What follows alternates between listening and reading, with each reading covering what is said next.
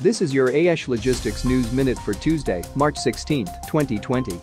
In mainstream news, CNBC reports retailers pay more to fly everything from bikes to hot tubs from China as U.S. port backup delays deliveries.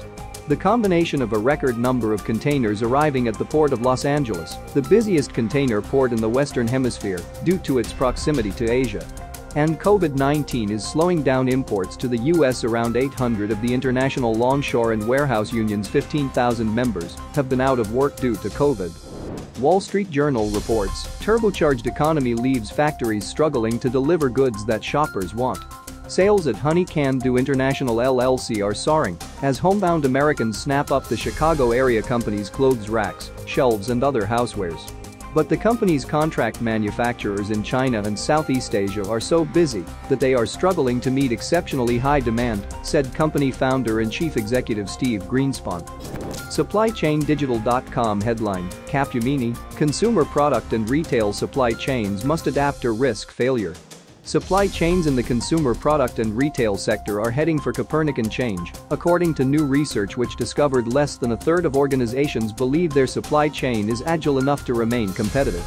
The new report from Capgemini Research Institute paints a grave image of inflexibility and supply chains stretched to breaking point following the upset of the past 12 months and the lingering, pernicious impact of the COVID-19 outbreak. In logistics and transportation publications headlines, Transinfo reports on its front page, Dutch Transport Association urges against changes to EU mobility package. Vetron, the trade association for professional goods transport in the Netherlands, has joined the chorus of voices against changes to the EU mobility package. Last month, the European Union said it would enter discussions with member states, the EU Parliament and all concerned parties after studies showed its latest road transport mobility package is likely to increase CO2 emissions. In another headlines of Transinfo, report, Parcel Hero, flawed Brexit deal could cost UK importers £5.25 billion. Parcel Hero has slammed the UK's trade agreement with the EU, calling it flawed. The International Parcel Delivery Company says the post-Brexit trade deal will cost UK importers £5.25 billion in lost imports and extra costs and want a 6-month waiver on proof of origin requirements until the issues with the agreement are remedied. TTNews.com headline, General Motors backed Cruise buys self-driving startup Voyage. Cruise, the self-driving technology company that's majority-owned by General Motors Company, said it acquired autonomous vehicle startup Voyage, which operates a service in retirement communities. The deal gives Cruise more than 60 people trained in developing and running self-driving vehicles, where experience and talent comes at a premium. Cameron, Voyage's CEO, is joining Cruise as vice president of product. Inbound Logistics reports how ransomware kidnaps supply chains.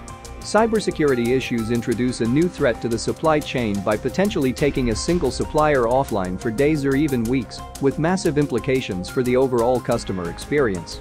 With networks often relying on only one or two key suppliers at a time, if those suppliers are hit with a ransomware attack, the effects could be felt almost immediately at the consumer level when the order-to-fulfillment process ultimately fails to meet expectations.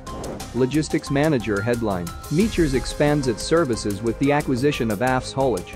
Meachers Global Logistics has expanded its offering after buying AESH Haulage.